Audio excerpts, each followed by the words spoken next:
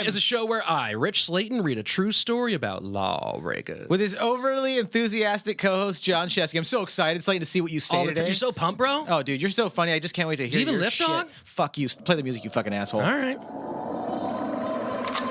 Crime is the show that starts now. Like right now? Oh, yeah. Do your line. Oh, okay. Each week, Rich reads a real crime story. I don't know a word that rhymes with story. And my homie John always has the hot riff. He really loves it when you send... Don't send anything them to me. Don't you dare. Crimepodcast@gmail.com. Don't you send Label anything. it John Shefsky. He loves them. Make sure the lighting's really good. Welcome back, criminals. We're excited to see you here in the land of podcasts, and more excited to see you on March 17th for CRiiiME LiiiVE. Oh, fuck Tickets yeah. available on the Comedy Store website. Go get those. You can use the promo code PURPLESHIRT because that's dope as fuck to get those half-price tickets. I promise, by the way, that I will not be wearing a purple shirt at the live show. I'm so grateful. You guys, I believe in personal liberty, but seriously, that's your own fucking thing to torture people's eyes with purple You know what's shirts. important in a world that has personal liberty is that you have coverage from C3 Risk and Insurance Services. Guys, bad shit happens, and our friend dude. Joe Earl at C3 will find insurance to cover you for whatever bullshit happens in your stupid ass life. Your car, Yeah. hurricanes, Houses. floods, purple shirt wearing terrorists around your house. Go to c3insurance.com, hit up Joe Earl, tell him we sent you. He'll give you a $25 Amazon gift card if you get a policy. Oh yeah, dude, tell him Shefsky sent you. He loves me.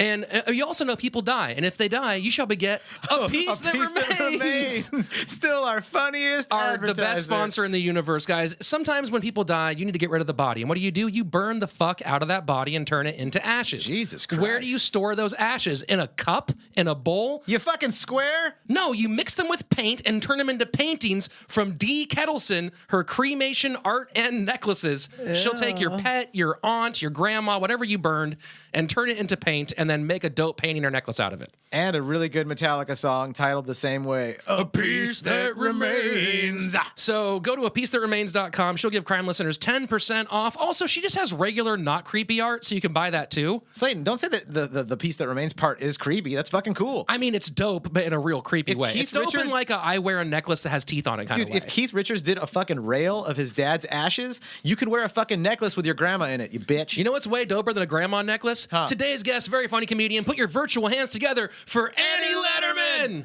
Hi, I was still thinking about the paintings. Right? I'm thinking that's a great way to keep like a little souvenir from your murders. That's what's up. That sounds fun. Their That's a tagline is good- the best way to hide human remains in plain sight. Wow, that's a good Law and Order. Yeah. Oh, like, because you have to track it down. You go, where do they store the body? And there's like a Rothko, but it's a fake Rothko. I don't know. It seems torn from the headlines to me. Right from the headlines. Right from the headlines. Once Like you start your Elmer headlines. J. McCurdy Torn from the headlines. was born on New Year's Day, 1880 in Washington, Maine. 1880, his name was Elmer J. Elmer J. McCurdy. It's a guy, right? Yep. Okay. His mother, 17-year-old Sadie McCurdy, was unmarried. A 17-year-old chick giving birth. Story's already hot. 1880, that's what they did back then. Are you guys doing this on purpose to make fun of my juvenile delinquent past? No, I don't Are know your you- past. I haven't been on Wait, I have Wikipedia. no idea. Are you a delinquent? I am a mother of. No, I'm just kidding. Imagine I have like a 45-year-old kid. You have the Benjamin Button I boy? think I look like I should have had. Wouldn't a you be kid in 70 high if you had a school. 45-year-old kid? Well, I'm trying to think if I was 17. What's 17 plus 45? You like look like 70. you smoked cigarettes in junior high and it was cool when you did it. I mean, I definitely smoke cigarettes, and yeah, of course. I get that. The identity of Elmer's father is unconfirmed, although most people believed that it was a man named Charles Davis, Sadie's cousin.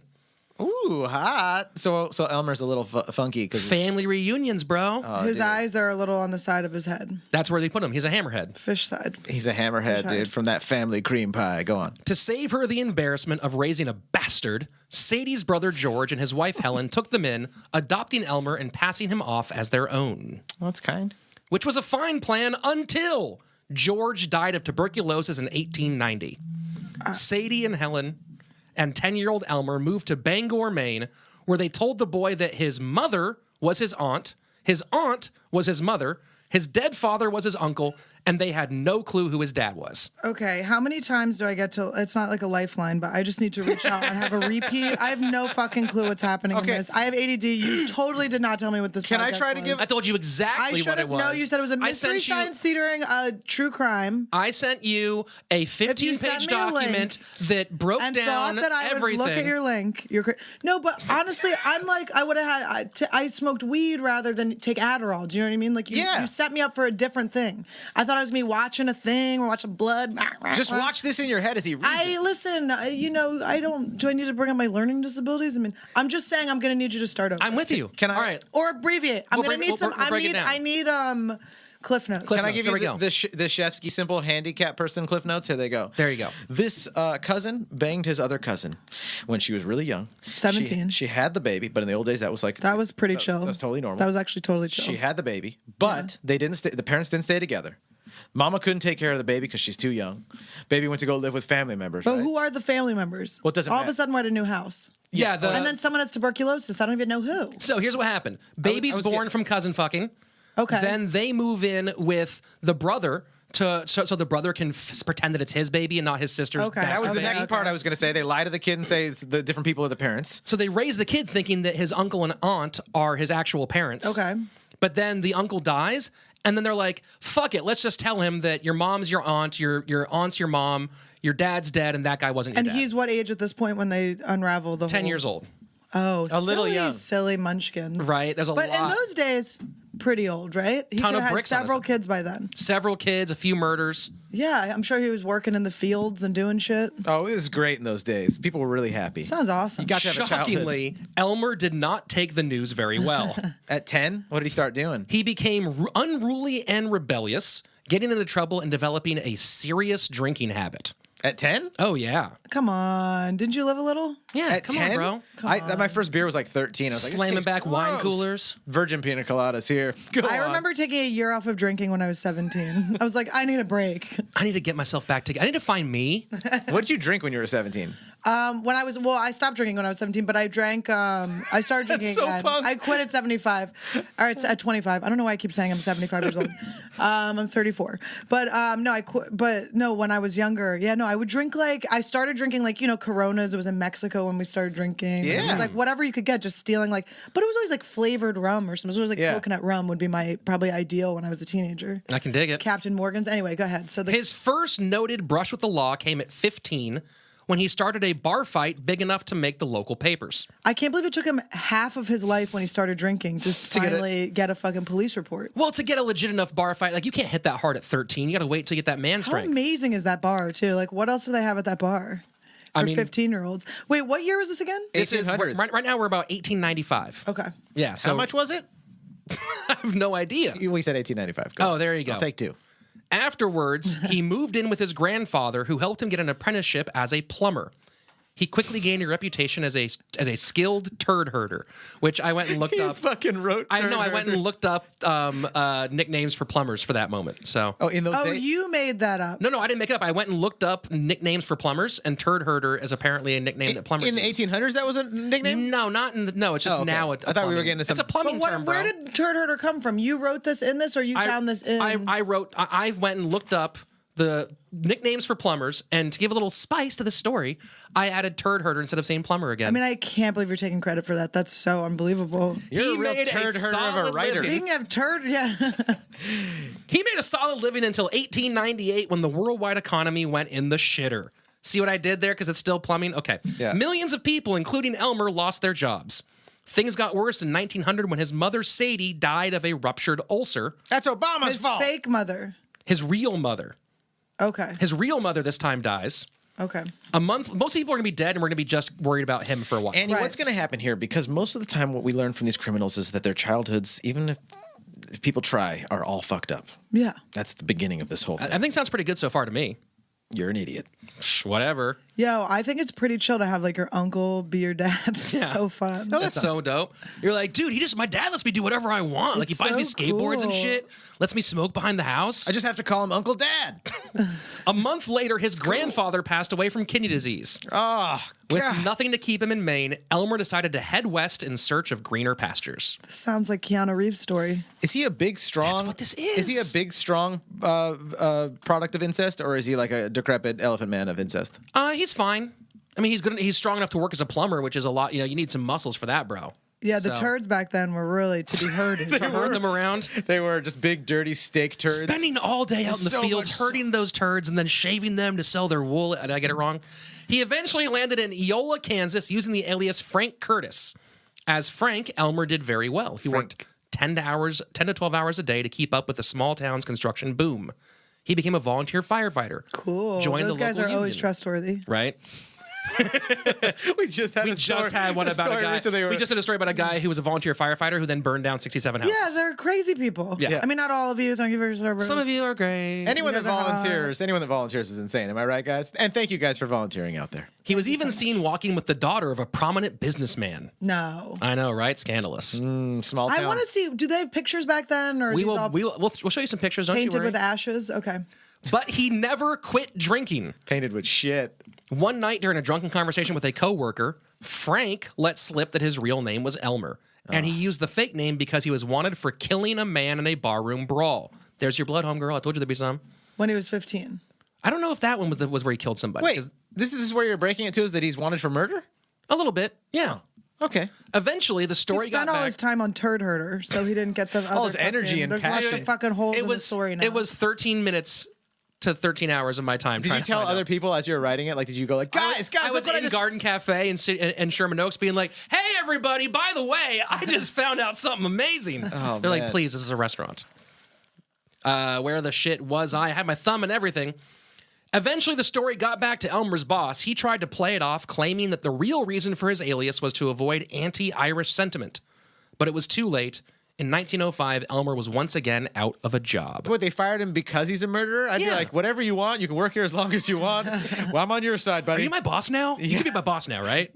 I would be extra nice. Wait, was murder just like that back then, where it was just like because there was no internet? It's like, well, we know you're guilty of it, but If it's the another cops, state. if the cops have to get on a horse to come get you, Pretty much. I mean, they're starting to get some horseless carriages here and there at this time.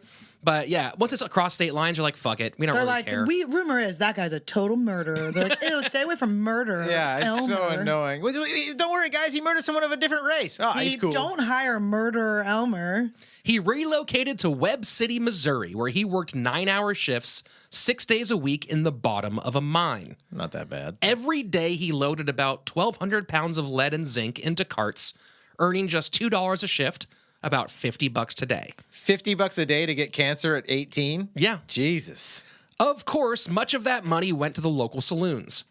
His health made worse by the ever-present mineral dust in the air, causing silicosis or miner's consumption. What's that? Oh, It's like pre-tuberculosis, basically. Oh, man, just to make cell phones. Lung damage left him out of breath, always coughing and rapidly losing weight. so I'm starting to get proud of him. So Right? he was able to murder while huffing and puffing. Mm-hmm. All right. Because you work that cardio and you can just power through anything. With no sooty loogies to get caught by in the CSIs? The weakened miners allowed tuberculosis to run wild through camp. So in 1907, Elmer McCurdy had enough, ditching the mine to join the United States Army. This is how my father-uncle died. I won't go like my father-uncle did. My mom-grandpa went this way too. There's just the smell of this mine reminds me of Uncle Daddy. My sister-cousin daughter. Elmer signed up with Company E of the 3rd Infantry at Fort Leavenworth, Kansas. Hell yeah. The former plumber/miner was trained first as a machine gun operator before taking a 2-week crash course in demolitions. The class covered dynamite, rack-a-rock, and nitroglycerin. Ooh, that sounds like a great. I would take that class. Right? Dynamite? I mean, dude, dynamite ain't got shit on some nitro, bruh. Nitroglycerin and Was extremely... that the shit when they would drop the tennis ball in class? No, that's that's liquid nitrogen. Liquid nitrogen. Which That is was fun. in this. That was super dope. Similar molecules? It's got nitro. No, nitroglycerin is an extremely powerful explosive with the tendency to be very unstable without careful handling. Ooh, that sounds like me. New Twitter They should handle. call me Fellas. nitroglycerin. Right? Elmer served for 3 years before receiving his honorable discharge on November 7th, 1910. Honorable discharge. Don't say Yeah, that. it's- Also sounds like me. Okay. Yeah. But that also That's what they call my underwear. Okay. Everyone's always saluting my shorts. You know what I mean? Get it? Were you born in the 80s? Nick. Nickelodeon reference. After leaving the Army, Elmer made his way to St. Joseph, Kansas, where he Okay. met up with an old Army buddy. Oh, that's always And the they beginning. butt That's fucked. the beginning. Of, Almost yeah. assuredly. I really hope they He did. had his like hand inside I the think other guy's most of mouth. these have some butt fucking in them that we're not going to get to because someone was, again, a little bit concerned with turd. They probably didn't like write it down. Most people didn't record their butt fucking back then. It wasn't, we didn't Sodomy. have. I know, right? I just found out that mouth fucking's also sodomy. Clear, so weird, right? Oh yeah. So I learned that fun. when I was a child, reading about when they'd say sodomy was illegal, and I was like, "What the fuck?" I'm like, what is it called when I eat myself out? Is that both? amazing. Or if it's It's called yourself. amazing, mind blowing. Well, I guess masturbation should be sodomy too because it's fucking without. Yeah, without any sort of attempt at procreation. Is Well, it self-sodomy? Masturbation is illegal in all the biblical Solodomy? religions. It's wasting your seed. Sick. On November I'm a criminal. 19th, Makes it hotter. just 12 days after his release, officers noticed two strangers carrying a large bag wearing matching brand new overalls covered in mud. What the fuck are they up to? I bet it was doo doo from butt fucking. Oh yeah, stool smushing. Elmer and his pal were stopped and searched. In the bag, officers found money bags, a force screw, a door jimmy, some drills, hacksaws, cold chisels, gunpowder, and a funnel for nitroglycerin. We're just making a pizza, sir. Wait, how much money was in it? No money, just money, empty money sacks. Oh, they got him on the way in. Yeah. Bummer. When the men struggled to explain their tools, they were arrested for possession of, quote, mechanical devices adapted, designed, and commonly used for breaking into vaults and safes. Cool. They can do that? Or that's in the old days, right? Now they wouldn't do that. I just feel like if my dad's my uncle, I'm not gonna like rob banks. I'm gonna fucking skin some people. So I'm a little disappointed with where this is going, but let's go ahead. Facing 2 to 10 years in prison, Elmer and his friends had 2 days to come up with an explanation. So they skinned the cops. You're just gonna add serial killer stuff to I whatever really happens? need it. Then I'm they really pulled off very some upset. toes. Slaton, improv the story a little The bit. men attended their arraignment in full army uniform. Elmer claimed the tools were not, as the officers assumed, for burglary. They were for ripping people up in a dungeon of murder with lots of blood, right?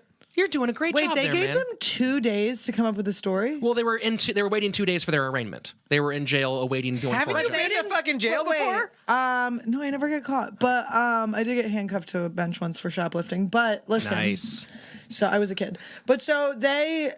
But they're not, are they in the same cells, like old fashioned cells, so they can like whisper their stories Yeah, to each other? this is 1910. There's not a whole lot of Like the This key, is the so key looked fun. like just like a little strip of metal, and then it had like the cool little shape. Little tooth? Yeah. It's St. Joseph, Kansas. It's I don't even know if that exists They anymore. they still don't have real keys in St. Joseph. No offense to our listeners in St. Elmer Joseph. claimed the parts were for an invention, a machine gun tripod that allowed the user to fire with his foot.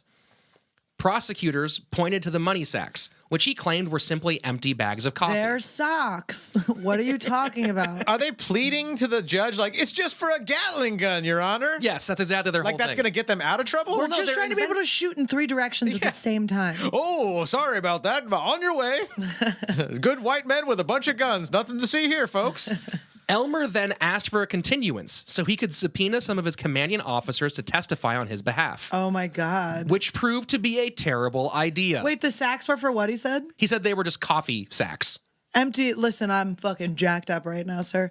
No, but I like it. Should be like, listen, my wife's very ugly. You don't understand. We got to put these sacks over her Super face. gross. That's what it is. Your Honor, you've You got to gotta see my see wife. this I'd let woman. you see a picture, but no one will do it. You know what? The state gets it. Not guilty. Elmer's former CO took the stand and told the court, quote, those bits of metal would have absolutely no use about any machine gun of mine.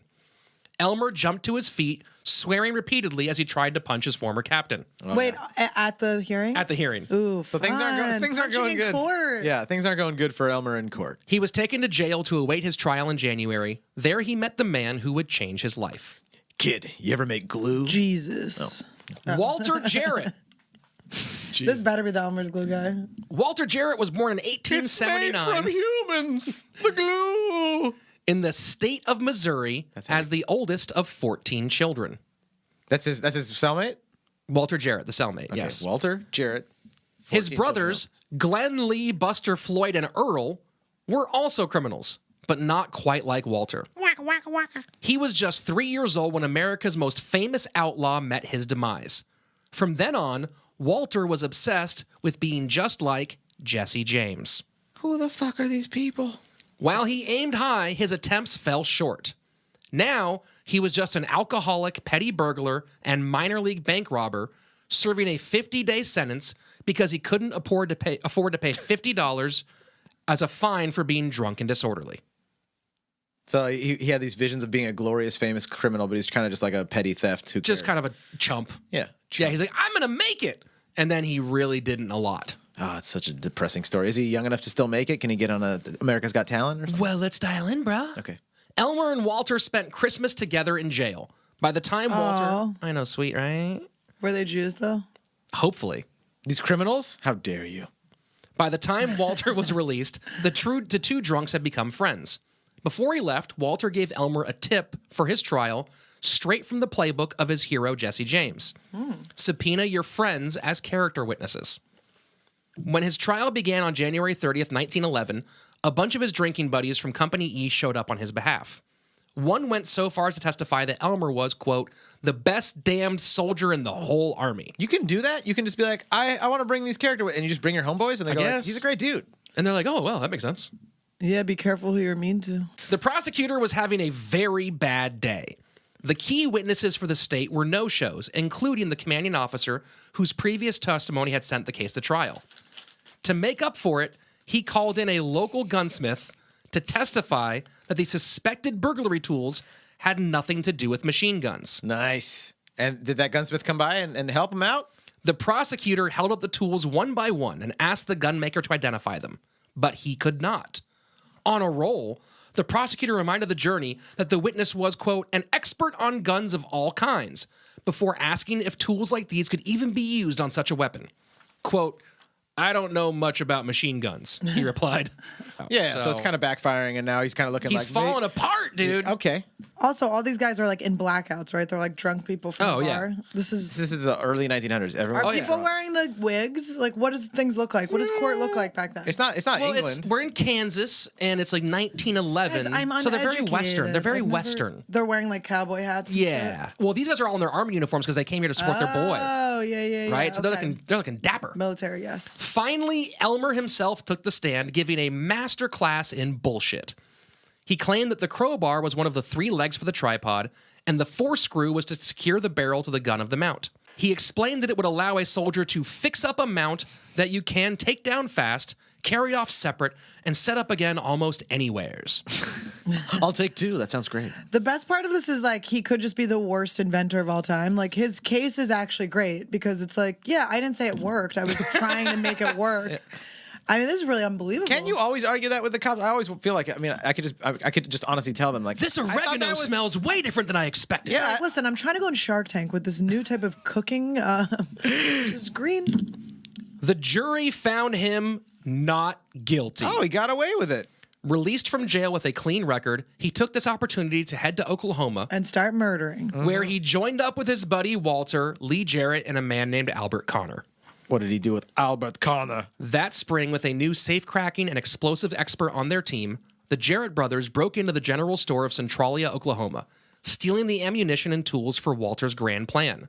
Just like his hero, Jesse James, Walter wanted to become a famous train robber. So these guys, you can't. He just got off and got away with it, and instead of being like, "All right, I'm gonna take that herd as some lucky, turds." stop it, you little turd herder." Listen, he's like, "I'm gonna take this as a lucky time to rethink my shit and try to live a square life and be all right." Instead, he's like, "All right, I got away with that, cool." And as soon as he moves away, he's like, "Let's think of a big scheme and go do it." Like, so he's not All scared. right, I want to present you with an option. Okay. Here's Me what personally? you can do with your life. You can either herd turds or you can be a fucking train robber. You'd be a What do great- you choose, bitch? You're Choose. a great guidance counselor right now, too. Listen, lean in, follow your arrow. The Iron Mountain Missouri Pacific train pulled away from Lenapaw, Oklahoma, a little after 11 p.m. Like a turd out of a bowl. It was only 10 miles to the Kansas border, but before it could cross, the train made an unscheduled stop. What? A hail of gunfire followed, forcing the staff and passengers to take cover. This is a good old-fashioned train robbery? They just shoot everyone up when the fucking train is. They shoot at the train a bunch to make everyone freaked out and stay inside. Is anyone else realizing that I think they were working on a gun thing? Oh, maybe. That initial thing is like, I think they really were just looking for some sort of wacky gun. Definitely weren't looking for a wacky gun thing. They Right? definitely had burglary tools, but they also have other guns that are real. Oh, man. Should have just stuck with bagoolery. Boogoolery. A hail of gunfire followed, forcing the staff and passengers to take cover. Everyone scrambled to hide their valuables the best they could. Inside the mail car, head clerk H.P. Pinkney. H.P. Pinkney? The names of this era are my favorite. H.P. H.P. Pinkney heard the engineer yell through the door that the robbers wanted in. He opened it up to find the engineer with 2 armed, masked men who escorted him from the car. Get a picture, quick. A third jumped inside and fiddled around for a minute before jumping back out to take cover from a deafening explosion. Oh, they're blowing the safe, bruh. But when the smoke cleared, the safe was still intact. Ficht. So 3 of the men went back inside to try again. They had more dynamite, more glycerin, nitroglycerin. After a few minutes, they came back out and took cover for a second explosion. Dude, you had so much time to rob things in the old days. I know. Wait, what are they still shooting at the outside of the One of thing? them is still kind of shooting down the train to keep everyone freaked out, and the other 3 are all working on the explosion. Oh, it's one of the I thought the cops were just shooting at the train. Cops aren't even there yet. The robbers are just Oh my shooting at God, them. I'm like, who's just shooting at all these innocent people? You're like, the to scare them. I'm robbers. like, I don't fucking get it. Okay, The I'm cops with it. aren't even there yet because in the old days, like, there was no, like, you know, they're riding We're in the horses. middle of the desert. Listen, next time I do this podcast, I'll take Adderall. I mean, honestly, Look, I you're have present. no We fucking believe in you, clue and we're what really you're happy talking about this. Yeah, everything's fine. You don't need to worry You're about following your Adderall. arrow, and we can see it. A third, so the second explosion, no dice. A third explosion, and a third failure. By now, the smash and grab job, done in the style of classic 1800s train robbers, had entered its second hour. Now you go to the people and you go like, all right, everyone empty your pockets, Pulp Fiction style, fill it up in the bag. Elmer McCurdy was good at blowing up things like mountainsides in mining operations. But Oh, he's tested a bunch of mountainsides, I guess. Yeah. That's crazy. But this is How a many safe- mountainsides? Oh, dude, you should see the mountainside. This guy is. Where I'm from. Listen, in Kansas, there are no mountainsides. They're not even there. That's because of him. There's He blew them all actually no up. mountains. He blew them up. There was mountain centers. They're all tall. It's really weird. It's called a volcano, you bitch. But he lacked the finesse of a legit safecracker, which is probably why, for his 4th attempt, he turned from dynamite to nitroglycerin. Like, come on, baby. Yeah. He tries to talk his way in. Hey, girl. You spit on the safe first. Yeah, give me that KY jelly, baby. That's what's in one of the knapsacks, a bunch of Astroglide bottles. I hope there's nothing in there except Astroglide. You're right. The explosion blew the doors off the car. Fuck yeah! So much lube everywhere. Dude, just squirt everywhere. Everyone's covered in it. Jesus Christ. He's just eating a meatball sandwich, smoking a joint. Fuck, that was a good fucking safe break. When the bandits looked inside, they were excited to see the safe was finally open. But there was a slight problem. It just had a Bitcoin address in it. Fucking assholes! Where's the cash? The $4,000 in the form of silver, Which would have been worth today probably $30,000, $100,000? about $100,000. About People $100,000. never, like, they always risk their lives for money where I'm like, this would last you, like, one fun year. I always look at how many Hyundais you could buy with it. People will be like, I won $20,000. I'm like, oh, fucking great. You could buy a fucking Hyundai. Who cares? Yeah, it's like, what tell are me you when thinking? it's 10 million. People will kill their fucking wives and shit for, like, they're like... $100,000. Yeah, are you out of your mind? Or can't- less, like Well, it's also for $30,000. silence, too. It's not just for the $100,000. You can get a Ford pickup And so you can truck. fuck other people. A fucking Ford Raptor cost $100,000. You get to Like, have who the bed to cares? yourself. It's just not enough money. It's not exciting. You always hold the remote. Like, a life has to be more than $1 million. Oh, for sure, dude. I mean, I'm not going to put a price on life, but like, give me what those. Listen, let's put a fucking price down. If you're on trying to life put a right price now. on one of your family members, contact Joe Earl at C3 Risk and Insurance Services. That's right. Another plug for you, Joe. We'll give you the guys. Boom. And if you go ahead with it, call the painting bitch.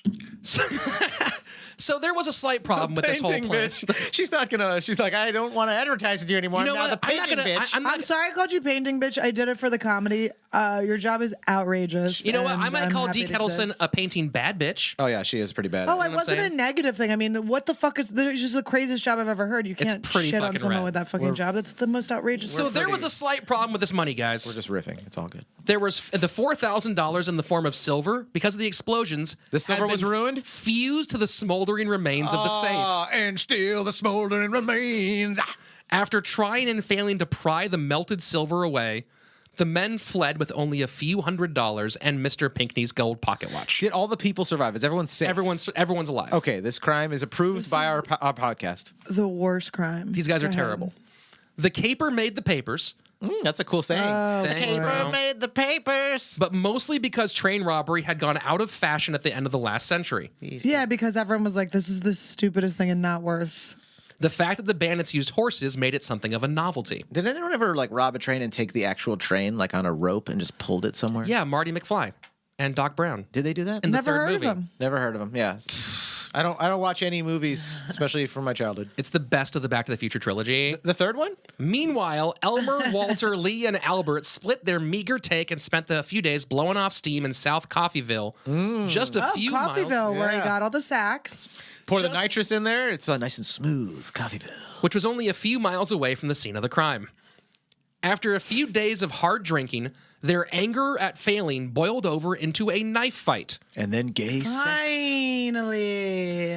No one Lee got- Jarrett gave Elmer a nasty cut on his wrist and opened a big gash across his brother Walter's face. Oh, for you. Now Ooh, a that's face scar. That's a good one. oh, you're one of those ladies, huh? I see what Face you're into. scars. Yeah, Don't slip I off watched that chair. Unforgiven. I know what happens. You laugh at a guy's dick and he slices your face up. The men were fined for disorderly Unforgiven? conduct. You guys not I fucking careful? love that movie. I got to wild. That's That where I was learned great. the term cunty. Ooh, yeah? Yeah, he says cunties. Oh, some learned it from cunty. And it's like, hashtag what a Cunty weird way Friday. to say cunt. I Cunty. learned it from my behavior as a child when my dad called me it. because he saw Unforgiven. Exactly. Full circle. And I was always laughing at his dick. After the fight. Oh, yeah. Huh. Oh, that was I was like, ha ha, your dick's so little, Dad. such a Slice, good- slice, slice. Anyway, go ahead. After the fight, the men were fined for disorderly conduct. After which, We're like, this is not orderly, slicing your brother's face open. I think they should be not fined. I think that's a prison sentence. yeah, Wait. So the cops came to their knife fight? Like someone called it like a brawl? And Yeah, they- they just came to hang out. They're like, bro, there's a good knife fight. No, I'm serious, Slaton. This is Yeah. real. They came to the knife fight and they were like, look, you guys can't be slicing each other. So you each owe the Here, city you- $20. You give us 15 cents. I don't know what the fines were back then. 15 cents, and it's probably equal to 40 Well, $50. $50 was the last drunken disorderly fine for I feel Walter. like maybe these cuts weren't that bad, is what They I'm were saying. pretty aggressive. Like Do you have pretty, pictures of them? I have pictures of Elmer's. I don't know if I have pictures of Walter's. Annie needs to see blood. She needs to see red. Look at the red on I'm here. fucking pissed. This is blood. I'm the only one bringing the blood in my diva cup, huh? After the Yeah, fine, I did it. Lee and Albert ditched their friends and headed back to the safety of the remote Jarrett cabin. But a few weeks later, officers investigating the robbery stopped by that remote cabin. Lee wasn't there. He'd moved on, leaving brother Glenn and their friend Albert behind with a pile of goods clearly stolen from the Centralia General Store. They were arrested and a deeper search uncovered evidence from the train robbery, as well as military discharge papers for Elmer McCurdy. Oh, Albie. Albie and Elmer. We've all picked our favorites in this story. I'm the Albie, don't out Elmer. I like the train the best. Trainee's my friend. Hi, Trainee. trainee. I'm on Team Train. Can I bring my friend Trainee? I like the train that's going to be running all these guys when they're in prison together and they've already been butt fucking all these Oh years. my god, brutal, bloody butt fucking. Yeah. Oh yeah. I'll get my sodomy This is in this this is story. this is Annie's episode. Yeah. There's a lot of blood. I mean, I couldn't tell you how excited I was that there was going to be just blood and murder everywhere, and you've really let me down so far. But let's hear more. We got halfway more through the pages, story. girl. All right, There's- I'm just Strap telling you, I'm in. disappointed and Sometimes you pick gotta it pace up. the story a little bit. Pick it up, bitch. Hearing that they were wanted for the train job, Elmer and Walter split up. Can I read the story for a few minutes and maybe get Annie into it? Walter headed east, Okay. back to Missouri, where he was quickly caught sleeping next to his horse. Who just fucked him in the ass till he bled. That's episode 4 with I'm looking Tony at Annie. She's Hinchcliffe. like, now we're talking, Mr. Hands. I'm like, he gets me, but Yeah. you know, it's fine. okay. He was taken to jail. The horse was shot and it screamed in pain. No horses, come on. Okay, sorry. The horse shot the guy. Yeah, murder horses. Yeah. Walter was taken to jail to await trial with his brother, who had also been picked up. Walter tried to escape his cell, quietly filing away a little piece of the bars each day, covering up the evidence with soap. But someone squealed, and he was moved to a new cell. I bet someone squealed. I was wondering, I was like, she didn't stop on Just squeak. like a pig, maybe? Yeah. Squeal like a pig. Walter, Lee, and Albert stood trial in January of 1912. Walter was the only one convicted, sentenced to 25 years of hard labor. What is? Is Walter Elmer? No, Walter and Elmer are different people. Walter's Walter. Walter is Guys, Elmer's buddy honestly, that he met. Elmer had a new name. What was his new name? For a minute, he was Frank, but that lasted for 2 seconds. I mean, come on. You didn't tell me the truth about. I told you. I always get on Slaton about the fucking name thing. You're fucking fired. Thanks, man. Okay, it's been fun, guys. I need pictures. I'll do the rest of the episode by myself. Go on, Slaton.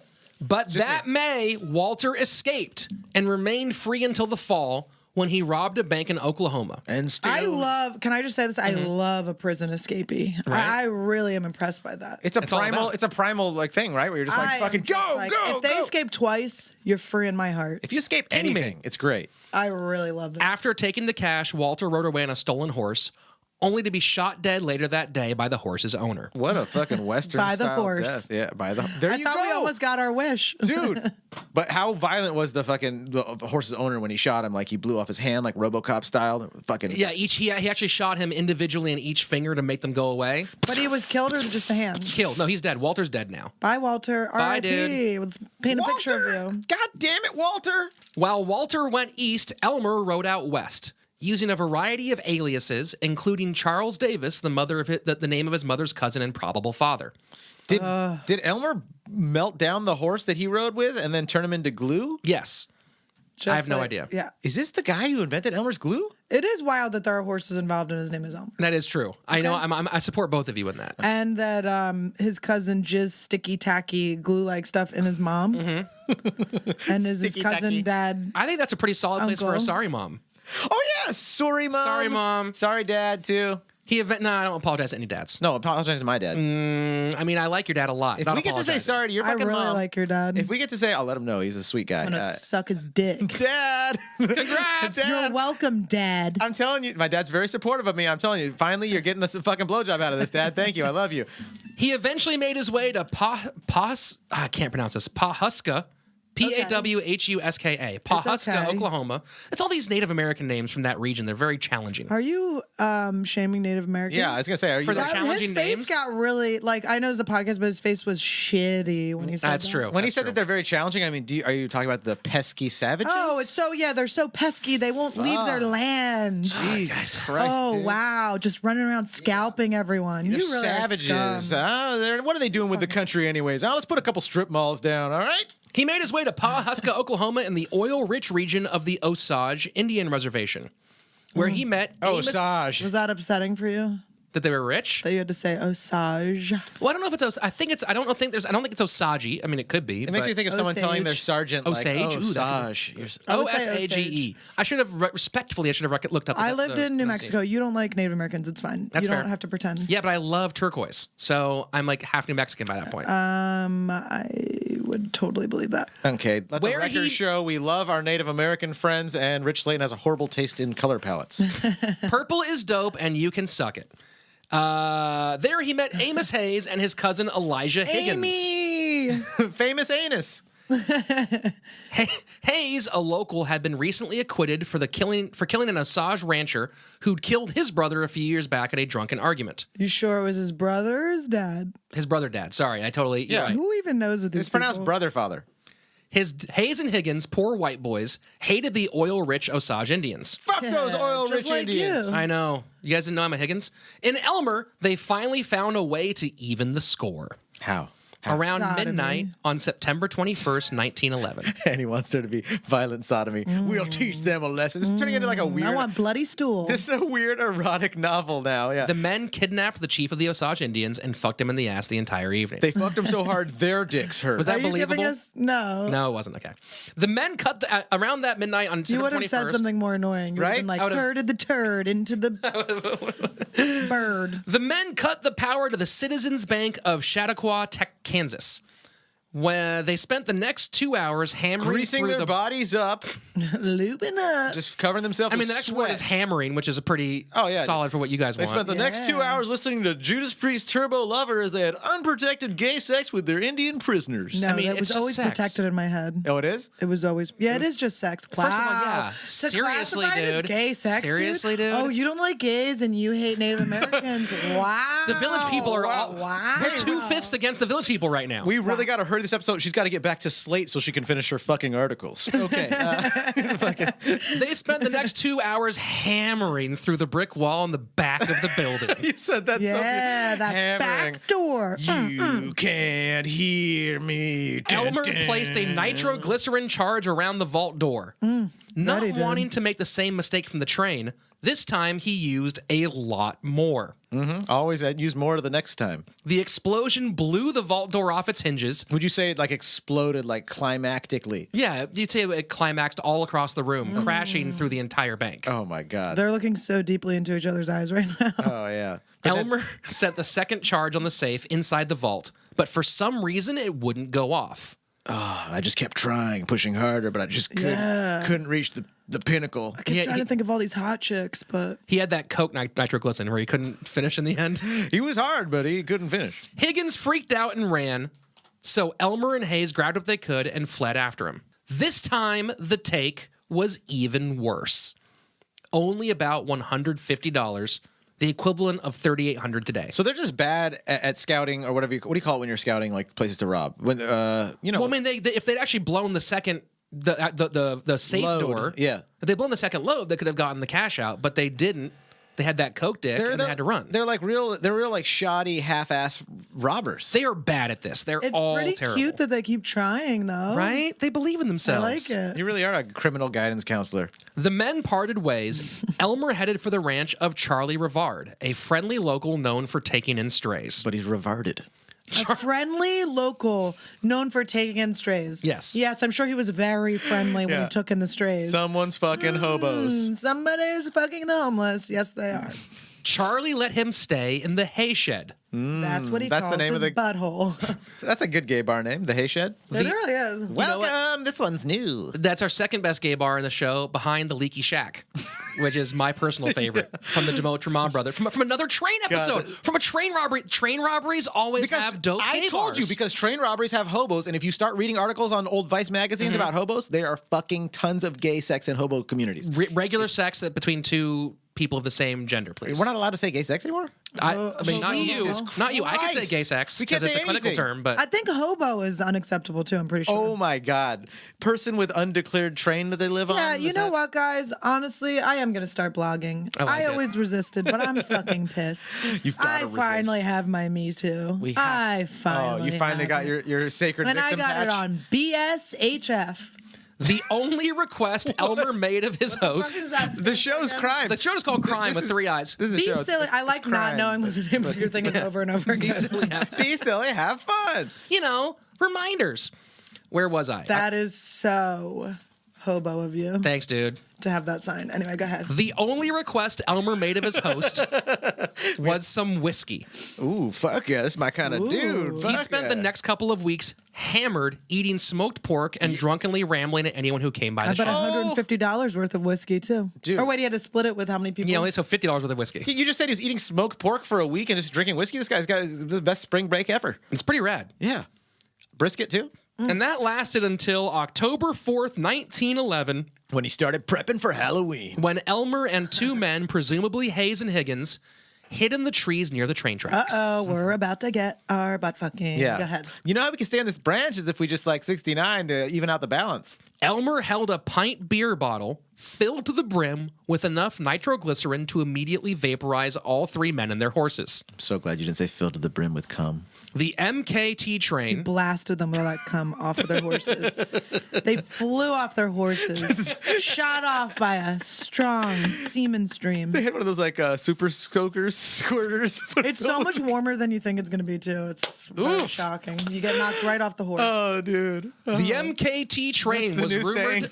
You gotta it knocked me off the horse, if you know what I mean, girls. Really knocked me off the horse. Or maybe it's like the saddle was loose and it knocks them so they're upside down. Oh hanging. yeah, I did. They actually, I don't know if I sucked your dick or the horse's dick. It was And then the just a- jizz stream can right them again. They can Oh, it's shoot like- them while they're hanging down and then it will. oh yeah. Like the space station, or like how the firefighters will use those hoses to move stuff. Yeah. You guys, do you have any artists that it's do all like fan art? If you they guys just could do come- any sort of animation of someone getting Zippy Toe jizzed- Tech. If you wanted to paint something, there you go. Because one of our fans emailed me to ask what he could do a drawing of, and I didn't have an answer. There you go, dude. Okay, was so that it's any- someone getting jizzed, just to clarify, it's someone getting jizzed so hard, there's a jizz stream so strong that they're getting flipped underneath the horse that they're riding on. They're still on there, they're clung to it. And then they're jizzing to then right them back up. So if you can do that, good for you. If not, very disappointing. Shout out Zippy. I was very hot and cold. If you can do that, you're awesome. But if you can't do that, don't ever speak to me again. Exactly. And I stand exactly by that. The MKT train Is this where MK Ultra started? was MKT? rumored to be carrying Mary Kate. $400,000. Oh fuck yeah! How much is that? 35 million. $10 million. Now I'm Today. getting hard. Go on. In royalty payments to the Osage Nation for their oil royalties. The Osage Nation. The men lay in wait, their signal fire burning, ready to make the train pull to a stop in the pouring rain. Make it train, girl. Make it train. The men were pleasantly surprised when the train arrived way ahead of schedule. Are things finally working out for us, sloppy criminals? As it pulled to a stop, they opened fire. They're dumb. That was the decoy. That was the stupidest thing to They do. boarded the locomotive, ordered the firemen to uncouple the passenger sections at the rear of the train, then forced the engineer to pull away into the darkness. To leave? They pulled the... So Yeah. No, I get. They separated the butt and of the and now train. they're taking the part and they said, want to "You guys rob out away from everybody else. Bad. They Badass. separated the trains. They're learning from their mistakes. They're getting smarter. They stopped a mile down the tracks. Everything was going perfectly according to plan, and they were ahead of schedule, which was precisely the problem. What do you mean? As they searched the cars, they came to a horrible realization. The money wasn't on it yet? They had robbed the wrong train. This was a normal passenger train with light mail service. The one with the money was still a few hours away, regularly on schedule. Furious, the men yelled as they tore the place apart, determined not to leave empty-handed. They poured out every mailbag and overturned every seat cushion, except for one, which just so happened to be where train employees hid $250 in cash.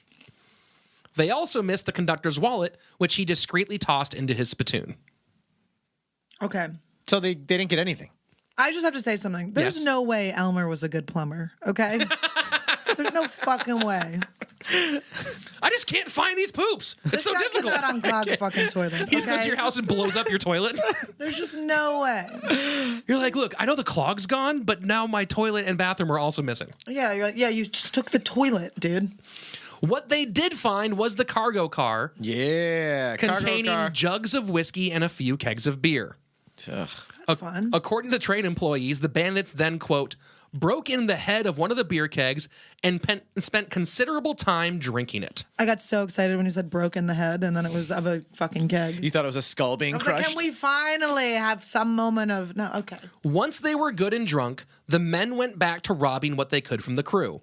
When it was all over, they rode off with a watch, a pistol, And 3 virginities, a waterproof coat, $46 in cash, and several jugs of whiskey. a waterproof coat, sick for the jizz. In those days, yeah, you want yourself to be. They didn't have Gore-Tex. in yeah, those days. you don't want to be taken out by a jizz stream again. You want to be able to protect your flannels. The men tried to cover their tracks, first riding south before doubling back. Then they split up. 2 of the riders headed north towards the Hayes-Higgins family farm. I wonder The how third many headed people west. were riding horses these days. It's A lot? it's a transitionary period, right? You're out in the wilderness. You're out in like rural Kansas and Texas and stuff. So you're still doing some horse stuff. Most people are on horses. Most people who are out in this area are still horses are pretty legit. Okay. You're not gonna like see horseback riding and be What's like, actually "What the interesting about fuck's this? going on?" You're Interesting gonna- about this area is that the Native Americans all had cars because they were so rich from oil money, and the white people all had horses because they were super poor. So there was some tension. Wow. Yeah, eat that Seems up, like you still have SJWs. that. It Yeah. seems like you still have that tension. Yeah, I'm really It seems like you think they take handouts. this tribe that I just Wow. learned about. I'm really upset with. Wow. So, Wow. according to the morning paper, the take from the robbery was, quote, one of the smallest in the history of train robberies. Oh, that's a fucking good article to have after you're trying to get famous. The paper continued to throw some politely worded shade. Quote, it is thought that the robbers have never before engaged in a similar transaction. Open micers. But size does not matter in robbery. Sheriff Harv Fries formed a posse to hunt down the bandits, which proved to be pretty easy as the rain had left the ground soft and their tracks were clear and simple to follow. They left breadcrumbs, these idiots. First, they went after the single rider, the hoofprints leading to the farm of Dave Sears, a local mining demolitions expert and supplier of explosives. But no one was home. So they left a note demanding an explanation from Sears before heading north to the Higgins farm. Before they reached there, they were caught by a rider, the son of Dave Sears, asking them to return. When they did, he informed them that Elmer was back at the home of Charlie Rivard, giving an explanation of the tracks that was weak enough to result in his arrest. With one suspect in custody, the posse set out for the Rivard Ranch. Wait. Oh, yeah. That's a confusing sentence. You're right. Look, so this Dave Sears plot line I've kind of cut out a little bit because it was very speculative. Okay. But they suspected that maybe he supplied the explosives for this job, but he wasn't. There were only 3 guys at the robbery, so they knew he wasn't there. Okay. So they were thinking that they assumed that Charlie or that Elmer went there to hide out after the robbery. Yeah. And that Dave was hiding him. Yeah. And then Dave drove him over to the other ranch when he knew that the cops were on his tail to try to get him out of the way. But I Okay. didn't really get into it because he ended up not being convicted because it was all very speculative, and he became part of the posse that tracked him down. Ah. So I kind of edited that out as I was doing the I think story. that guy's a fucking asshole. You don't rat your friends out. Kids, if you're listening, listen. Work hard. Always try to commit crimes. Never rat your friends out. Dude, I love her so much Counselor. right now because Counselor. I've been wanting people to convince people. I want people to start committing more crimes so they can be part of this show. And Shefsky's always pushing back on that. And now I finally have someone who Here's understands. the problem, though. Okay. It's like there's a lot of cameras, so you're gonna get caught. Yes, But make it good. But yeah, let's keep a diary or a blog going. Yeah, so keep that in mind that we're gonna be watching. that's what's up. keep Do in your mind. hair, have your makeup tight, Be have those fun. brows together. If this podcast creates any more suffering in this world, Who said suffering, bro? I mean, it's causing Annie to die of popcorn. So Tuberculosis. is that a I'm strand? sorry, I'm eating popcorn. It's kind of my brand to eat on podcasts. I apologize. where were we? Oh yeah, so now they have Dave Sears in custody. Hours ago, he dropped Elmer off at the ranch, presumably to keep the law off his own trail. Yeah. Elmer wasn't helping. As soon as he arrived, he drunkenly bragged to anyone who would listen that his jugs of whiskey were from the train robbery. Fucking idiot. Although that maybe you could sell a couple extra jugs. Novelty. How old is he at this point? Let's see. This is 1911. He was born in 1880, so he's 30. only 31. Yeah. Yeah. He's a Damn, 30-year-old. He's elderly. Shit, I'm really choking. He's elderly. I'm really upset. He's 30-old. Did you poison me? Around 7 a.m., It's going to be a violent episode, we said. the posse surrounded the hayshed. Sheriff Freeze yelled for Elmer to surrender. He replied with a string of profanity that the papers refused to reprint. Let's guess what he said. It lasted for about an hour. What do you think he said? What do you think he said? Yeah. Frickin' frack. He cursed just like went- from Home Alone cursing. He went, you can't judge me. My daddy cousin doesn't. My father cousin loves me. My mom's sister is on my side, bro. I ain't going nowhere Who the with shit do you think you are? you, the y'alls. Fuck y'all. So he curses at them for about an hour, and once he was out of whiskey, hour of cursing? an hour of just straight profanity. we got to do better than that. We got to guess what this guy said for at least We 3 know or for 4 a fact sentences. that's what he did. That's what the historical record states, is that for an hour he just cursed at them If repeatedly. there's one thing you I learn like in this that. world, Drunkenly. historical records, 100% accurate. I love that it's like, I'm going to verbally abuse these fools. Well, once he ran out of whiskey, he replaced the profanity with bullets. The firefight lasted about an hour before the sheriff ordered everyone to hold their fire. When the silence lasted a few minutes, they sent in a young boy to investigate. He ended up getting his dick sucked. Yeah, was he hot? That's Like a literally, this is twink? what they always do in the Old West for some reason, is whenever a firefight stops, they're like, hey, you're 10. Go see if he's still alive or Was not. that like he won't kill a kid? They assume that. Or because everyone else is like, I'm not walking in there. A little bit of both. Yeah. The kid's like, oh, will you give me a saltwater taffy? I'll go do it. Oh, that's kind of exploitive. What? No way. A little. Just a little. The boy discovered that Elmer McCurdy was dead of a single bullet to the chest. What? I was gonna say, are these the worst cops? Like they're having a shootout for Yeah, it's 2 like a hours? Star Wars scene or something like that. We missed him 30 times in Yeah, a it's row. unbelievable. The men loaded the body into the back of their wagon and took it to the funeral home of Joseph L. Johnson to be prepared for burial. Elmer's fucking dead right now? in the Elmer's story? dead. He's just shot. He's dead of a single bullet to the chest. That was the shootout that killed Elmer. Elmie's out.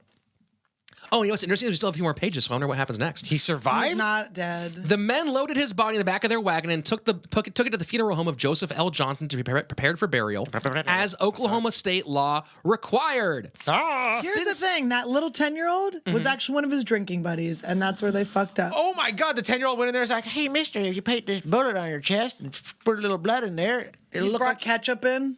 Oh, Fucking yeah. smart. And the sheriff's all dumb. He's like, yeah, that's definitely He'd say like a blood. fake Brooklyn Nine-Nine style. Well, it's more embarrassing for them that they didn't fucking kill the guy, right? So they're like, we'll go along with this. Oh, Ruse. they knew too? They didn't want to say anything? Yeah, we'll play along. He's dead. I love all the guesses you're doing right now. This is really exciting for me. Are you getting a hardened?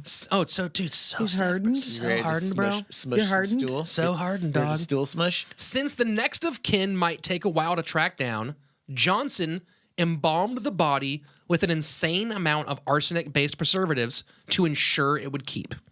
Ew. What? So he's definitely dead. Okay. He's now been But super now he's embalmed. being weakened and Berniesed. Yes, he's being 100% super Yes. weekend at They're like, Bernie's. let's rob another fucking train with this guy. What'd He's got you say? another one. Yeah. Dude, what'd you say, boss? You want to rob another train?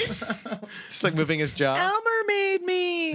Then he shaved its face, dressed it in a suit, and stored Elmer's body in the back of the funeral home. Then he charged $10 a pop for all the locals in town to come on in and Great guess. with his- Give him a little porkin. play with his dinger. He refused to release or bury the body, claiming he had not been paid for his services. He just kept this body in his house. He was. What is we're getting our business? In his sodomy. body business. Yeah, it's like the bobsled team lady Yeah. that had to keep the bobsled. She's like, it's my bobsled, motherfucker. That's what's up. He's like, it's my body. I'll give it to you when you pay. As the papers ran the story of the bumbling bandit, people began to stop by the Johnson funeral home for a peek at the body. And they noticed it wasn't Elmer. Seeing a chance It's to not Elmer, is it? Seeing a chance to recoup his losses and more, He's so mad. Johnson redressed the corpse in street clothes, put a rifle in its hands, mounted it standing in the corner of his lobby. Oh my God! They taxidermied a man. He charged visitors a nickel for a look at the man the papers If I had a called nickel, For every time I saw a dead convict stuffed and dressed up silly in the corner of I mean, it's so crazy that after his life, he was covered in so much Elmer's glue type material. Oh, it's so His ironic. dead body to just be shellacked. You guys in literally have fucking no idea jizz. what's coming next. This is so great. I'm so excited. He charged visitors a nickel to look at the man that papers called the bandit who wouldn't give up. How much is a nickel in those days now? So $1 million. no, it's like UPO. The body stayed with Johnson for a long time, becoming a lucrative attraction. And a dear friend. Yeah, he ended up talking to him like in that Elmer, you're certainly a good listener. the Tideland movie. You know, he Elmer, I like your dick. Elmer, what do you think? And then Elmer doesn't say anything because he's a dead body. He's like, I was thinking the same thing. Elmer, yeah, if you agree with what I'm doing, don't say a word. Elmer, you ever get those thoughts? Those weird thoughts. Where you want to keep a dead body next to How you. bad do you think his dead balls and taint smell? A year after his death, Elmer McCurdy was temporarily joined by his old pal Walter Jarrett. Their bodies displayed side by side. They're still just mummified and chilling? Yeah, Walty? Walty's back, dead. Guess who's as like back? part of a tag team. Remember, I thought they were the same person. They're And now co-headlining look for at the them. moment. Will the real Elmer please stand up? Eventually, the Jarrett family showed up to claim their brother, but Elmer remained at the Johnson funeral home for 5 years, entertaining thousands of visitors. Oh my God, because everyone died of tuberculosis that would ever claim him. One local even claims that Mr. Johnson's son would sometimes put the body on roller skates, pushing it out of the darkness at his friends for a good scare. I feel like I'm going to throw up. Many people made offers to buy the body, I feel like I'm going to throw up out of my dick. but Johnson refused. He's like, no, this is my favorite thing I own. Yeah. It really is unbelievable. Look, my friend is not for sale. I wonder how much they were going to pay. Tell him, Elmer. Yeah, you heard him. I wonder how much they offered. Did you find that out? I didn't find out how much they offered, but a lot of people wanted to buy the body of an outlaw. I'd be like, can I have one arm? This is actually a weirdly popular thing from this era, is displaying the bodies of dead criminals for profit. Why? Just morbid fascination? Yeah. Yeah. Don't they smell Have weird? you seen a dead body? It's so gross. Yeah. It's so gross. Like a dead mummified body, yeah, but like a dead No, body? have you gone to like a wake and you like look? Oh, yeah. it's Oh, that's just like- creepy. That's super You've creepy. never seen like a grandparent Yeah, or oh something? yeah, It's like I have. fucked It's up. fucking weird, yeah. It's like that shellacked weird shit. they don't look the same because their muscles are all dead. So Yeah, like the wax figures look good as fuck compared to like your weird waxy relative. Johnson refused all the offers to sell the body. He just plows right through it. That's great. So back to the story. It's like, I've never seen death. That's why I can do a crime podcast. Anyway, let's keep going. While he wasn't above displaying the body for profit, he would only turn it over to the man's family. That's very kind. Very On professional. October 6, 1916, Elmer's family finally arrived. They were three-legged because they were so fucking inbred, but... Two of his brothers had already contacted the local sheriff to make arrangements to pick up the body and transport it to San Francisco for burial, as per the mother's wishes. Joseph Johnson turned his cash cow over to the McCurdy brothers. The following day, it was loaded on a train to Kansas. And did someone rob the train? Because these McCurdy brothers Callback. were actually James and Charles Patterson, owners and operators of the Great Patterson Carnival Show. Oh, they lied. So they bought Elmer and fucking. They stole him. Wow. They straight up jacked him. You're not my uncle, father, brother, cousin. I mean, the fact that this train wasn't robbed really is upsetting. Over the next 6 years, the Oklahoma outlaw traveled 36,000 miles back and forth across the country as a sideshow attraction. In 1922, James Patterson sold his business along with the body. Eventually, it was acquired by Louis Sonny as How collateral. long did they last for? Oh, strap in. I guess if it's like covered in arsenic, then It's not been really super embalmed. Yeah, it's been super embalmed. so embalmed, bro. This episode brought to you by Super Embalm. But so it's just frozen the face. I mean, it's not like, doing. hard. It starts to get looking weird. Yeah, It's got to be like collecting flies. You're not gonna and eat. shit You're not at gonna some eat point. coleslaw. Well, off you're its stopping it stomach, from but- rotting. The body's not rotting, but Yeah. it is like desiccating. Could I use my example that you, you're like, not gonna eat dusting it? coleslaw off it? We heard it. We were discussing. I'll eat coleslaw. I'll eat all the slaw, bro. Yeah, you're very like you are not a fan of coleslaw, obviously. Eventually, the body was acquired by Louis Sonny as collateral on a defaulted loan. I'd Why be would- so fucking pissed. I'd be like, no, I want my fucking money. That thing stinks. Well, the question of why would someone accept the body as collateral? As it fucked turns it? out, Sonny was a former police officer who had come into a large sum of money as reward when he accidentally captured the famous train robber, Roy Gardner. Oh, the So guy. he wanted to have the catch of the great one and the worst. He wanted to have the worst and the best. The worst and the best. Sonny used his riches to quit the force and open a new business, the Louis Sonny Wax Museum of Crime. We gotta go there. It's not a wax museum. Yeah, I was gonna say that no. one looks really real. Sonny's show featured 150 wax figures, 122 of them famous outlaws like Jesse James. The remaining 28 were models of every U.S. president. Oh, cool. But now he had a special attraction, a real outlaw body. Ew. By 1927, Sonny grew tired of the road, so he set up a permanent wax museum in downtown Los Angeles. What? Of course, he ended up in sunny Los Angeles, didn't he? That's right. This is where the bodies don't rot and the whiskey keeps Put it flowing. in sunshine. That's what I say about my corpses I've been dragging around for a decade. It just needs a little sun. That's all. How long has this corpse been being passed around? Well, it's 1928 Oh my now, God, and this he died in in 1911. Wow. Yeah. In 1928, Elmer's body joined the sideshow for the Trans-American Foot Race, For the first trans. That's not offensive. a support 3,400-mile run from Los Angeles to New York City. I support it. After which, he was shipped back to L.A., where he stayed in the museum until 1933, Wait, they took him across country? and then shipped him back. That's the first time a trans person Well, look, safely This went is across the country. literally the greatest thing that could possibly happen to this man. But he's not here for it. He was born to, Oh, well, he was born to two cousins, to an unwed cousin fucker. I'm just yeah, he was a bastard incest. Yeah. Baby. But here, my favorite part about this is even at this point, by the way, we still have a little more time to go, but even at this point, as a dead body, he has earned more money than he ever made from robbing trains and banks. yeah, he's a regular Vincent Van Gogh over here, huh? After the race, he was shipped back But he to has an L.A., ear that's going to fall off, too. where he stayed in a museum until Is that 1933. him? What? Who lost their ear? Who took their Van ear? Gogh. Van Gogh, He cut his ear off. He didn't lose it. I mean, Yeah, well, he this lost guy's his going to mind. fucking fall off. But he's with a bunch of guys that could just be like, here, take this wax here. And just Let's put it on. glue this thing back on Yeah, totally. with our jizz. Probably Anyway, go ahead. Oh, yeah, you got to use cum as glue. And this is how Elmer's glue was invented. Yes. Elmer was shipped back to L.A., where he stayed in the museum until 1933, when he was rented by Dwayne Esper, I thought you were going to say The Rock Johnson. a director known for exploitation flicks like Sex Maniac and How to Undress in Front of Your Husband. Oh, that sounds real good. Cool. To help him promote his new film, Narcotic, Esper placed McCurdy's body in the lobby of theaters, claiming it was the body of, quote, a dead dope fiend he had personally killed while stopping a robbery. Oh, wow. This guy's all into just like fake lies. And that's when Scientology was born. The body was shriveled and shrunken from years of drying out, which Esper Ew. You explained. wanted blood, so now Have you ever seen? No, there's no blood left in this person. Have you ever like taken a hot dog? Like we went to Nathan's Hot Dogs when we were a kid. Always. And we would drive. It was like a 20-minute drive to go to our school. Yeah. And we threw a hot dog out the window once, and we every day on the bus we'd watch this. We'd look at this hot dog like, this is like 2 months in. We're like, that hot dog's gross. I mean, imagine this man. Oh, yeah. Yeah. It's like beef jerky. It's 1933. It's just 20. It's 22 years after he was killed. Now It's just beef jerky that's just got a hat on it and a nice T-shirt. They put a hat on beef jerky. Put a That hat is on it, true. yeah. Put a bird on it.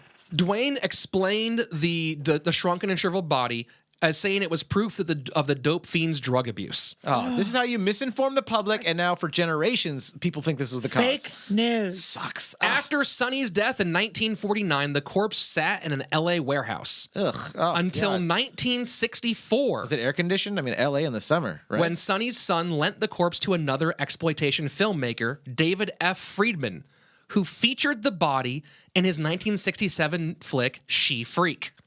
That's still a term these days. Oh, she freak. At this point, they thought he was a woman, right? Some people don't even know what he is anymore. Some people don't. In 1968, Sonny Jr. sold his father's inventory to the owner of the Hollywood Wax Museum. It's just like a dried out sack of like, is this carnitas or something like that? It's like just peeling off. You're like, He what just is looks like the money sacks. They're like, what is this? But the man decided Elmer looked too gruesome and not lifelike enough for the exhibit. this? You think? 30 years of beef jerk? He was sold again to Ed Learsh. I need some numbers. I need to know how much this body's going for. How much did it go for, Slaton? I don't know, but we're already in the 1960s. So A couple bags of acid. I don't know. Is the money going up, going down? he was sold to Ed Learsh, part owner of the Pike, an amusement center in Long Beach. Oh, yeah, Pike's, yeah. Yeah. For a year, the company stored the body in the closet of their electrician's apartment. Dude, that sounds like Long Beach. No offense to our Long Beach listeners. I have several friends there. Nick, no offense. Coach Barry. That's all right. In 1972, they remodeled an attraction, the Laugh in the Dark Funhouse. Is Sublime going to come into the story? Since we're talking They're about Long Beach? not. Elmer's They're body not. was painted day glow red and hung from the ceiling where guests would turn a corner, triggering a blue light to show what by now they gross. all assumed was a fake body. Yeah, I was Yeah, just gonna it's say. up pillows. Put pillows together or something. What are you doing? You brush up against that thing and like not scary for him, and you're like, it's just a fake thing. So a Everyone side calm note- It's like down. if you like put it in a museum or something. Like, what the fuck is this going on here? Have we been around dead bodies and not known it all this time Where too? does I Where mean, is people this just a store mic them? stand or a fucking dead body? Right? Is this a podcast or just something that's What are we dead? doing? Who are you? Are you Slaton? Let me rip your arm hair off. As a side note, when they were trying to prepare, they ended up hanging the body. When they were trying to prepare the body, they were hammering through its feet to try to like nail it to a turning platform. and it said "ow." no. They were trying to put him on a fucking lazy Susan. Yes, they're trying to play him on a lazy Susan, and like some stuff oozed out, and they were like, "That's weird for a wax figure. I don't know, hang it up instead." And they didn't wash their hands before their lunch break. They're like, oh, we'll use it as lube. Anyway. Oh yeah, dude. And then they had That sex. lasted until 1976, body juices. when the Funhouse was used to shoot an episode of The $6 Million Man. yeah, that's a $5 million smell. Let's get that thing out of here. They're like, oh shit, we forgot to get this guy to sign off. It's a real person. And cut. You're in the shot, sir.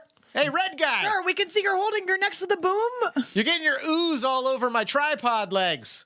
A set dresser. Speaking of tripods, Yeah. is that the guy that tried to make the tripod gun 100 years ago? That's right, young lady. You're very smart. Now Hey- get out of the way. A set dresser went to move what they thought was just another wax figure hanging from a gallows. When it said, "Hello, young sir, I'm a criminal from the I famous never days." died. That's right. I robbed trains successfully. He lied a little. But the mannequin's arm broke off, revealing human bone and desiccated muscle tissue. Did the person? Tissue. Did the, I stumbled all over did the that one. person throw up? Tissue. 4,000 words, guys. I didn't do that No, bad it was today. just like a classy way of saying Don't a slam on the disgusting table. thing. Did the person like get sick when they did that? Like they're just working their job and then it just exposed the human body. Did they throw up? I don't know if they threw up, but they did call the police. I just feel like, how recognizable are these bones at this point? Yeah, Jesus, they really went all out on these special effects. They gave it internal organs. Like, I feel like at that point I'd go, these aren't bones. I would just decide to redefine what bones look like in my head. I'd be like, You know, the armature structure that they use looks like human bones. I would just go, I guess I don't know what real human bones look like because that's not what I'm touching right now. Police were called and the corpse was taken to the coroner's office where they conducted a long overdue autopsy. And the book's called From the Corner to the Coroner. The body was petrified, So stupid, but worthy of saying out loud. covered in wax, and layers of glow-in-the-dark paint. I mean, that's the most disrespectful part. Don't paint the motherfucker. They started hanging him up at raves. Are you fucking kidding me? They painted him glow in the Why dark. did you make him non-recognizable? The whole point was that he was recognizable. You just have that fucking nothing dead body. Well, by now they just didn't. By now they thought he was just like a no one thing. They knew. thought it was a prop. No one knew. It's not like he had his How passport great is around that? his That by neck. this point they just thought he was a prop, not even an actual body. They're like, this prop stinks. Let's put it around all the tourists that are paying us. The examination revealed tuberculosis in the lungs, probably from his days as a miner. They also discovered the bullet jacket still in his chest, a penny from 1924, and ticket stubs from Louis Sonny's Museum of Crime, all stuffed in his mouth. It's Ew, always they fucking... stuffed it in his mouth. So wait, he's a time traveler? It's always sunny. They contacted Sonny Jr., who confirmed it was Elmer McCurdy, a fact double confirmed by a forensic anthropologist who compared the face to old pictures, as well as identifying an old knife It's not wound as on his neon wrist. red, but His nose didn't used to glow. On April 22nd, 1977, Elmer McCurdy was finally buried in Guthrie, Oklahoma, April 22nd. next to another famous unclaimed outlaw named Bill Doolin. Yeah. To make sure the body would not be stolen once again, 2 feet of concrete were poured over the casket. And that's the story of I Elmer feel like McCurdy. at that point nobody really wants you, Elmie. I don't think anyone was coming for you. I think we wasted some cement. He's got like 5 layers of paint on him. Like, no one's gonna jack your fucking That mummy, dude. motherfucker became an object real fast. I mean, he Oh, was yeah. no longer. I mean, Immediately. So where's he buried right now? He's buried in Guthrie, Oklahoma. Okay. can you imagine? It's digging him up is like robbing the train and there being $100 on it. You're like, I went through all this effort and To get the worst train So robber. it's perfectly ironic. yeah. Don't you someone think? okay. Listen, kids. That was a Alanis Morissette reference that I don't want to let go. But also, listen, children, as your guidance counselor, I want you to follow your arrow. I want you to lean in towards crime. If you're clever, you're clever. If you can't get away with it, keep trying. And the lesson of the story should be, listen, either you succeed or you die and they're going to take your body around with them everywhere. I feel like follow your arrow is like the motto of Sedona. Sedona, Arizona. It's there's a country song, so I think that's why about follow your arrow. It's like about like be a whore if you want, but don't be a whore if you don't want. Okay. But follow your arrow. You know, you get depressed, you listen to a little country music. But I love some good country. no, so I'm just saying, kids, like if you can't do this, if you can't be Elmer, if you can't be an Elmer, dig him up. Strong move. Where is he again? He's in Guthrie, Oklahoma. Guthrie, Oklahoma. Buried I next wanna to Bill just say, dig him up. Dig up Bill too. He's probably got better bones. Make your life happen. Take a risk. Be Let's see what somebody. happens. Be somebody better. Today's sources, for those of you who want to follow up, the main source today is Elmer McCurdy: The Misadventures in Life and Afterlife of an American Outlaw by Mark Svenvold. Medium.com, and of course the evil robots at Wikipedia. Where can people find you, Annie? Where do you want them to find you? What's going on with you? I'm on Instagram. I've heard of it. Twitter a little bit. What you want? Facebook, suck my dick. What's the IG? Where do they go? It's Annie Lederman, ANNIELEDERMAN. I'm going to be in Sunnyvale, California at the end of the month, March 31st weekend at Rooster T. Feathers. Boom. And yeah, I'll take Addie's next time. Check out all of her shit. Yeah, and Annie will definitely be back because this was super, super fucking fun. I had a good time. I don't think I maybe Stone, came off like I did. if Adderall you is even more hyped than Stoned you, then I don't know if the show can handle you, girl. I think you're patronizing me, but I'll take it. Guys, you can follow the show on all the socials at CrimePod, CRiiiMePod. You can email us, crimepodcast@gmail.com with all your questions, comments, story ideas, dick pics. Label those for Shefsky. Yeah, please, dude. Make them high res so I can print them. 5-star reviews, guys. Thank you so much. Those have been freaking amazing. The one today Those from, iTunes reviews are great. Oh, they make our day. And when they're not, when we don't get a new one, I want to kill myself. Oh my God. You have all the power over my happiness, guys. I'm JKing you. This is read it as a Frenchman. This one's as a Frenchman. As a Frenchman. Yo copina. I don't. Let me think about French for a second. Let's read it like Goofy. Love your podcast, you guys. Make my day every Read it as a day. German. I got my coworkers and husband hooked on your podcast. Dude, it's uncanny. Thank you for bringing laughter to us. Hilarious. 5 stars. Yeah, I think you nailed German.